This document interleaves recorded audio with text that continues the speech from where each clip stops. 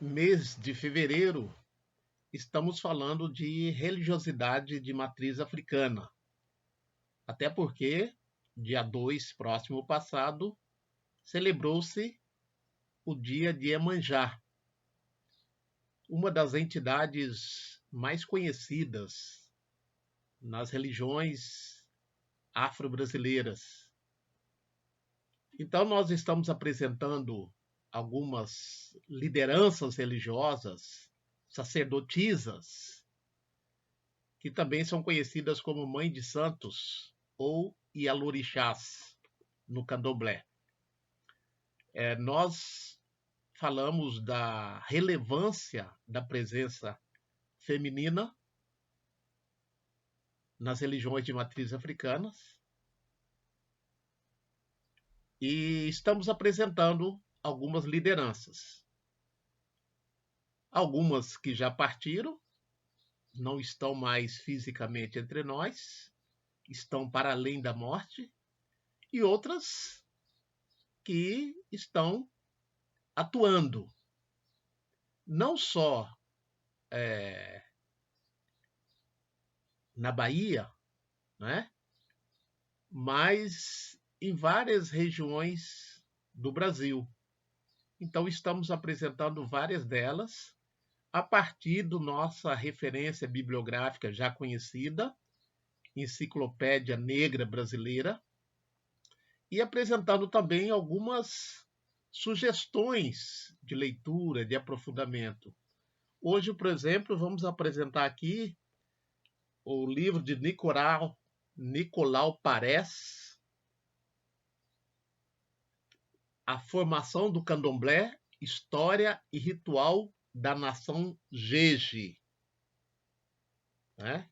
Então, esse livro foi editado pela Unicamp, editora da Universidade de Campinas, publicado em 2006. Então, nós vamos ler aqui a orelha do livro, apresentar a vocês para ter uma ideia do que se trata, e é feita pelo historiador baiano João José Reis. Diz ele: combinando tradições orais e rituais, documentos manuscritos impressos, Nicolau Parés escreveu uma história admirável dos escravos trazidos para o Brasil, da região onde se localizava o poderoso reino do Daomé, na atual República do Benin. Esses africanos eram conhecidos na Bahia como Jejes, uma identidade étnica cuja formação, embora conhecida, nunca recebeu o esclarecimento aprofundado que o leitor encontrará nesse estudo. Entre os processos culturais que ajudaram a construir a nação Jeje, se destaca a religião dos Voduns, os deuses daomeanos. É precisamente o estudo do candomblé Jeje que constitui o núcleo desse livro. Sua tese mais polêmica sustenta que os sacerdotes dos Voduns forneceram um modelo organizacional da família de santo do candomblé baiano, além do padrão devocional que envolve o culto de múltiplas divindades no mesmo templo. Essa tese questiona o pioneirismo nesses aspectos até agora atribuído à tradição Nagô, tanto pela narrativa oral como pela antropologia do candomblé baiano. Lançado o desafio, Nicolau Parés reconstitui a história de duas comunidades religiosas jejes desde a segunda metade do século XIX até os dias atuais. Finaliza com uma etnografia do ritual jeje que permite identificar mudanças através do tempo no Brasil e na África. Este é um livro que, sem dúvida, inova a história cultural no Brasil. Então, esse foi parte do prefácio do livro, que está na orelha do livro, feita por João José Reis. Nós temos uma outra bibliografia aqui que nós sugerimos, sobretudo para os professores e professoras do ensino fundamental, ensino médio e ensino superior também. É da Estela Guedes Caputo, Educação nos Terreiros e como a escola se relaciona com as crianças de candomblé. É essa obra. Na capa, uma criança iniciante ou iniciada no candomblé. Esse livro foi publicado, vamos ver aqui, em 2012, pela editora Palas, juntamente com a FAPERJ. E nós vamos ler aqui também, né, da orelha do livro, alguns depoimentos que encontram-se dentro do livro e que revelam os preconceitos que as crianças praticantes do candomblé muitas vezes sofrem nas escolas. Sou Tatuana dos Santos. Passei a infância e quase toda a adolescência sendo discriminadas também pela cor e por ser do candomblé.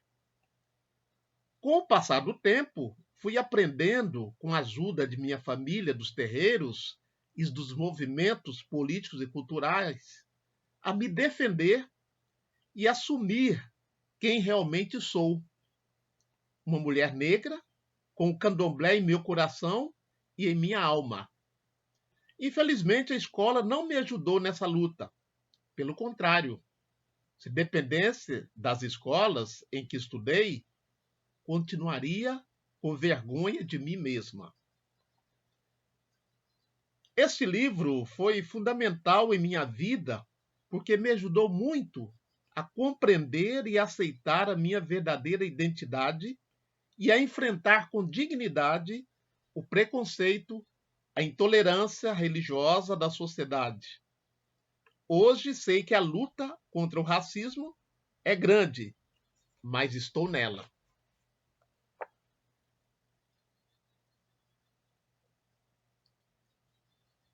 Tenho 20 anos de idade. Senti o preconceito desde muito cedo. Aos 6 anos de idade, vi ser publicada uma foto minha numa matéria Folha Universal intitulado Os Netos do Demônio. O efeito dessa matéria foi arrasador. Me sentir excluído por muitos amigos no colégio onde estudava. E essa é uma fase da infância que até hoje procuro esquecer. Hoje vejo com alegria e até mesmo com orgulho que a minha história e a de outros da minha religião, o candomblé, seja o tema desta maravilhosa obra que espero servirá para acabar com o preconceito e intolerância religiosa, principalmente nas escolas. Meus agradecimentos a Estela pela luta em defesa da igualdade, da fraternidade e da diversidade cultural. Esse é o depoimento de Ricardo Neri, que também foi um dos sujeitos da pesquisa de Estela Guedes Caputo. Uma sugestão de leitura que nós trazemos. E temos aqui o que nós consideramos um clássico que aborda a presença das mulheres no candomblé baiano. O estudo aborda a Casa Branca, um dos maiores terreiros e mais tradicionais da Bahia. O estudo foi feito na década de 50 pela antropóloga norte-americana Ruth Landis, As Cidades das Mulheres. É essa obra, A Cidade das Mulheres, né? Ruth Landes, publicada pela Universidade Federal do Rio de Janeiro. Essa minha edição é a segunda edição do ano de 2002, A Cidade das Mulheres. Então, para se ter uma ideia do que se trata, nós vamos ler aqui a orelha do livro. Escrito ao mesmo tempo com isenção indisfarçável e cálida simpatia para com o povo de Santo de Salvador, A Cidade das Mulheres constitui um documentário fidedigno da vida da religião afro-brasileira na Bahia. Polêmico na ocasião de sua primeira publicação, o livro de Landes não perdeu seu frescor e a pertinência para os nossos dias. Fruto de pesquisa conduzida na companhia do grande antropólogo Edson Carneiro. Nós já falamos de Edson Carneiro algumas vezes nesse nosso canal. A Cidade das Mulheres se tornou um clássico da bibliografia brasileira. As questões metodológicas, os quadros teóricos e o estilo do texto de Ruth Landes explora a cidade das mulheres, podem ser vistos hoje como formas pioneiras de escrever contra cultura ou, como ela poderia ter dito, de escrever contra a escrita da cultura. Landes rejeitou o estilo do texto científico da, entre aspas, naturalidade etnográfica, usando para impor autoridade textual, resistiu à catalogação de traços culturais, à retirada da cultura do seu contexto social, político e econômico, e não deixou as experiências desordenadas. Fora de seus textos, em vez disso, reproduziu as interpretações contraditórias de seus sujeitos sobre o que acontecia. Então,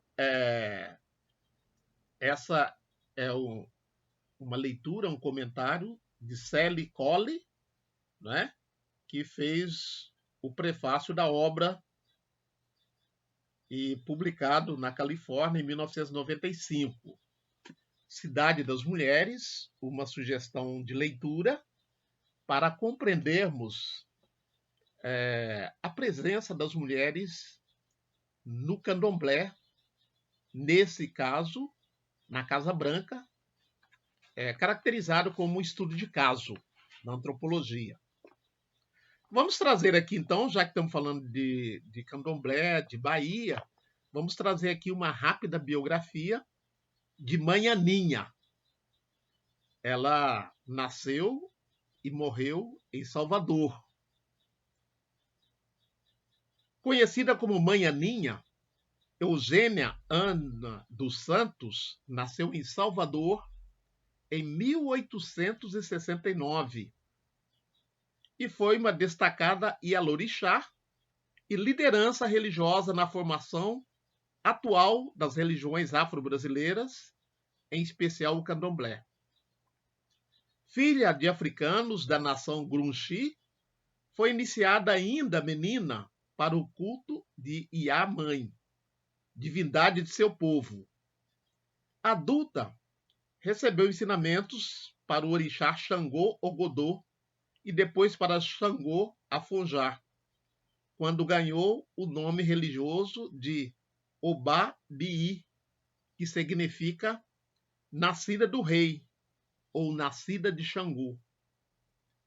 Fez parte do candomblé da Casa Branca, do Engenho Velho, que figura como a primeira casa de candomblé queto, uma das variantes étnicas iorubás ou nagôs no Brasil, organizada em Salvador, na Bahia, e que sobreviveu ao tempo. Mãe Aninha permaneceu na Casa Branca do Engenho Velho até se afastar com outros membros, ao perceberem uma disputa sucessória. Aninha residiu em vários pontos de Salvador, onde iniciou muitos filhos de santo, até inaugurar, em 1910, seu templo definitivo para Xangô, Afonjá, na Rua Direito de São Gonçalo do Retiro, no bairro do Cabula, em Salvador. O Ilê Axé Aponjá Afonjá, um dos mais importantes terreiros de candomblé do Brasil. Aninha esteve sempre cercada de nomes prestigiosos da história da religião dos orixás em sua época, como os babaraôs Rodolfo Martins de Andrade, Bamboché Abiticô, Martiniano Eligeu do Bonfim. Com a ajuda de Martiniano, Aninha instituiu em seu candomblé um conselho religioso formado por 12 dignatários, os Obás de Xangô, e um conselho para cuidar da administração do terreiro, a Sociedade Cruz Santa do Axé do Opô Afonjá. Trouxe para perto inúmeras personalidades da sociedade local, entre artistas, escritores, pesquisadores, professores universitários, médicos, advogados, jornalistas. Mãe Aninha deixou como legado fundamental a institucionalização do terreiro de candomblé e sua inserção na sociedade. Mas não ficou somente em Salvador. A Ialorixá, Aninha, passou 4 temporadas no Rio de Janeiro, então capital do país. No Rio, iniciou muitos filhos de santo e reencontrou-se com outros, como o professor Agenor Miranda Rocha, que anos depois seria encarregado de consultar o oráculo no momento de sucessão no Axé Opô Afonjá, em razão do falecimento da mãe de santo. Muito requisitada por pessoas das mais diferentes origens sociais, Mãe Aninha se tornou figura importante na Universidade Religiosa do Rio, havendo uma versão nunca confirmada de ter sido procurada, entre outros, pelo ministro Oswaldo Aranha, tendo sido por meio dele, recebida no palácio pelo presidente Getúlio Vargas. Grato por uma recomendação feita por ela, que o teria livrado de um acidente numa viagem de volta a Petrópolis. Essa relação com as autoridades não impediu de abrigar em seu terreiro pessoas perseguidas pelo regime autoritário. Foi o Axé Opô Afonjá que deu guarida ao antropólogo Edson Carneiro, desafeto da ditadura do Estado Novo. Só para lembrar, o Estado Novo foi uma ditadura civil imposta por Getúlio Vargas de 37 a 45. E houve uma perseguição muito severa nessa época aos cultos afro-brasileiros, que eram considerados como charlatanismo. Né? Continuando. De 10 a 20 de janeiro de 1937, em Salvador, aconteceu o Congresso Afro-Brasileiro da Bahia, também chamado Segundo Congresso Afro-Brasileiro, retomando temas discutidos em 1934, no Recife, no primeiro Congresso Afro-Brasileiro. O evento na Bahia teve à frente os já citados Edson Carneiro e Martiniano Eliseu do Bonfim. Mãe Aninha colaborou ativamente, oferecendo aos participantes, que tinham vindo de outros estados e até do exterior, visita a seu terreiro, onde puderam ver de perto o ritual festivo e saborear pratos da comida votiva. Carneiro publicou os trabalhos apresentados no livro O Negro no Brasil, de 1940, e nele incluiu uma lista de nomes de comestíveis africanos e sua descrição, preparada por Eugênia Ana dos Santos, Aninha. Não era apenas uma informante para os intelectuais que bateram em sua porta, mas Aninha foi uma profunda conhecedora e sábia. Católica, como se devia ser à época, Aninha foi membro importante da Irmandade do Rosário e da Irmandade da Boa Morte. Mãe Aninha morreu em 1938, em Salvador, e o seu cortejo fúnebre, segundo atestam os jornais de então, foi acompanhado por milhares de pessoas. Seus terreiros de Xangô, o de Salvador e o da Baixada Fluminense, permanecem até hoje em atividade, ambos tombados por órgãos de preservação do patrimônio cultural. Então, esse é um texto feito por Reginaldo Prandi, também um dos pesquisadores sobre religiões de matriz africana no Brasil. Então, essa breve biografia de Mãe Aninha nos mostra o seu pertencimento à comunidade religiosa baiana, carioca, brasileira.